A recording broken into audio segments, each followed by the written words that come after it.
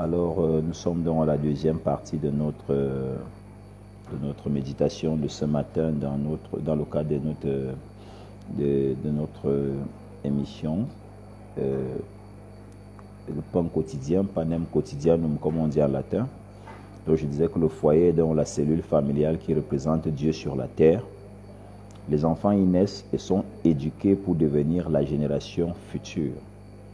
Le diable, sachant cela, crée toutes sortes de discordes pour empêcher la réalisation du projet de Dieu, à savoir la paix dans un foyer qui promeut de bons enfants qui naissent dans l'amour de papa, de maman et qui deviennent des hommes équilibrés demain dans la société, des intellectuels équilibrés dans la société de demain, des hommes de Dieu, des femmes de Dieu équilibrés dans la société de demain. Alors Satan fauche déjà à partir des foyers.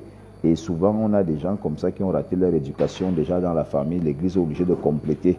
Donc, le diable, dans sa chance, là, crée toutes sortes de discordes pour empêcher la réalisation du projet de Dieu. Beaucoup de foyers dans les discordes. Beaucoup de foyers, beaucoup de guerres dans les foyers, les bagarres. Souvent, vous regardez dans les réseaux sociaux, on tape une femme, un homme tape sa femme qu'il était allé doter. Une femme à qui il a dit je t'aime, une femme avec qui s'est amusé, il a joué, il tape jusqu'à ce que l'œil gonfle comme ça noircit. Parfois je me pose des questions, est-ce que c'est un autre esprit qui anime ces gens? Ta femme, tu boxes comme si tu boxais un homme, et parfois même ce sont les hommes qui ne peuvent pas battre un homme. Ils ne peuvent pas battre un homme, on va le tuer, mais ils peuvent dégager toute son énergie sur une femme. Et les femmes aussi avaient la mauvaise bouche, elles disaient des choses bizarres à des gens dont elles savent réellement qu'elles ne peuvent pas faire le poids. Elles ne peuvent pas faire le poids physiquement. Vous insultez, parfois vous demandez, toi tu vas me faire quoi? Comme si tu pouvais faire quelque chose. Et après maintenant, quand on teste la solidité de tes dents, on se retrouve avec le sang partout, les pieds cassés, les dents cassées, le nez broyé, les yeux percés, parfois même d'autres meurent à cause de Satan qui crée donc des discordes pour empêcher que les enfants qui doivent être donc élevés dans des foyers stables et constants, ne puissent donc grandir dans ces conditions-là. C'est pourquoi nos foyers devraient être continuellement, périodiquement, continuellement confiés à Dieu. C'est très important. Nous devons confier nos foyers à Dieu. Nous devons remettre nos foyers à Dieu. Ce n'est pas quelque chose avec laquelle il faut jouer. C'est de ça que je parlais dans la première partie. On ne joue pas avec son foyer. Il est important que les familles prient ensemble pour être unis et avoir toujours la victoire. Donc, si vous avez un foyer, même si vous êtes en fiançailles, tu pries en Balmayo, ta femme prie à Ekounou, vous faites le désordre. Un foyer, un couple qui ne prie pas ensemble, même s'ils sont des fiancés, c'est un couple dangereux. C'est un couple que Satan va diviser à la longue. C'est un ménage que Satan va foutre en l'air à la longue. L'homme étant le chef de la femme, quand vous êtes à la maison, laissez monsieur prier.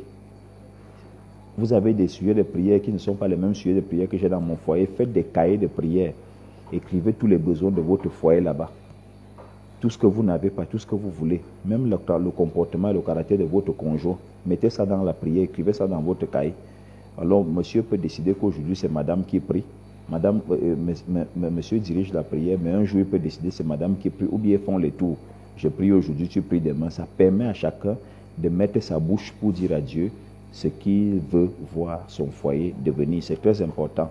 On construit un foyer dans la prière, on construit un foyer avec Dieu, on construit un foyer avec Christ. La Bible déclare, si l'Éternel ne bâtit la maison, c'est lui qui bâtit en vain.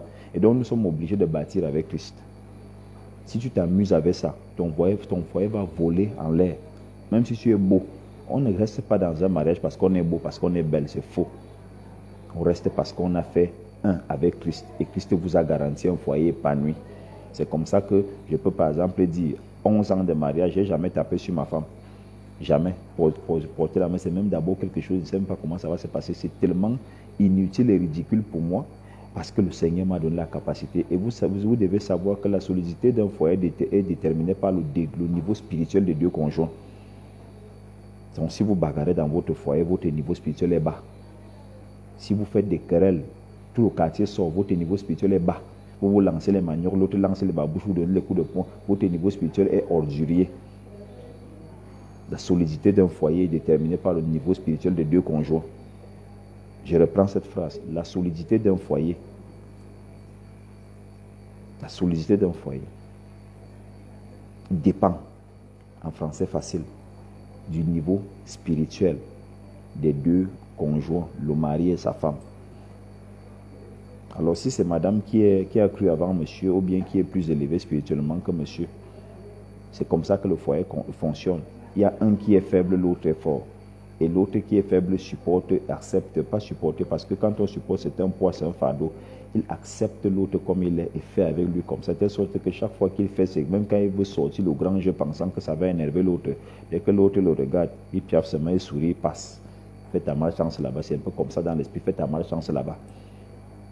Parfois même quand vous commencez un débat, tu sens que le débat va tourner dans les problèmes, dans les querelles.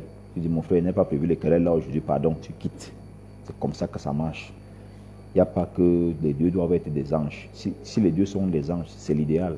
Mais ce n'est pas évident que les deux soient des anges. Il faut vraiment être un rêveur. Il y a toujours un qui est une épine pour l'autre. Mais c'est Dieu qui les a voulus comme ça ensemble. Si c'est Dieu qui les a mis ensemble. Donc, c'est pourquoi nos foyers devraient être périodiquement confiés à Dieu. Tout le temps, vous devez, matin, quand vous levez, vous priez avec votre famille. Le soir, quand vous dormez, vous priez avec votre famille. C'est très important. C'est aussi important d'aller adorer Dieu dans les mêmes endroits parce qu'on a un malheur que nous constatons aujourd'hui à l'église, c'est que papa persévère chez l'évêque tel, maman persévère chez l'apôtre tel. Vous êtes des désordonnés. La vérité, c'est que là où monsieur va à l'église, c'est là-bas où madame doit aller à l'église. J'ai vécu une scène dimanche qui m'a choqué. Un pasteur qu'on devait ordonner dans une église, un frère qu'on ordonnait pasteur dans une église, et sa femme persévère ailleurs. Alors, monsieur a demandé à sa femme d'assister à son ordination. La femme a dit qu'elle va d'abord aller demander la permission à son pasteur pour venir assister à l'ordination de son mari, le monsieur qui a construit la maison dans laquelle tu vis, le monsieur qui t'a donné les enfants que tu as, le monsieur qui te donne la nourriture que tu manges tous les jours, le monsieur qui a fait de toi la dame que tu es là. Il faut aller demander au pasteur la permission pour venir assister à l'ordination de ton mari. Et le pasteur, aussi terrible que vous pouvez imaginer, a dit au pasteur qui devait ordonner l'autre pasteur d'aller d'abord lui demander la permission. Vous savez, il y a des choses quand on parle, on se pose des questions. Est-ce que Jésus même ne sait pas qu'il faut qu'il revienne? Parce que je ne comprends pas. C'est ma femme. Je suis libre de décider de là où ma femme entre et de là où elle n'entre pas. De la même façon que toi, pasteur, tu dis que ma femme ne doit pas venir là où on m'a ordonné. Quand on arrive à la maison, je peux aussi décider que si elle tente encore de sortir de ma maison pour venir dans ton église, elle sort une fois elle cale là-bas. Donc, je vais prier aujourd'hui pour le foyer, pour mon foyer, pour ton foyer, pour notre foyer, pour nos foyers, afin que le Seigneur nous permette d'avoir la paix dans nos foyers, comme il a dit dans Nombre 6, 26. Il a dit que l'Éternel tourne sa face vers toi et qu'il te donne la paix.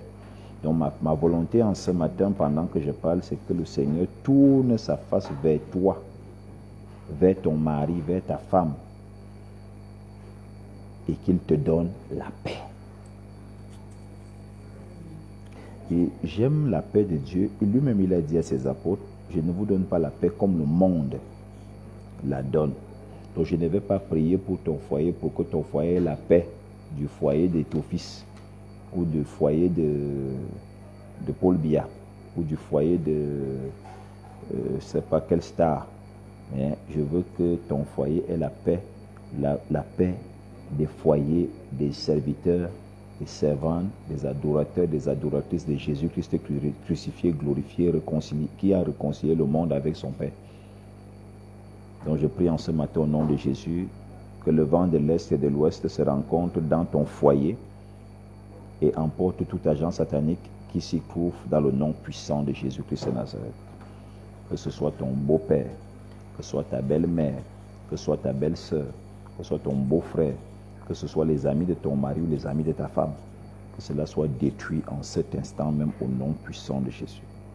Je détruis toute imagination satanique qui est faite contre ton foyer, tes finances, tes enfants, ta famille, au nom puissant de Jésus.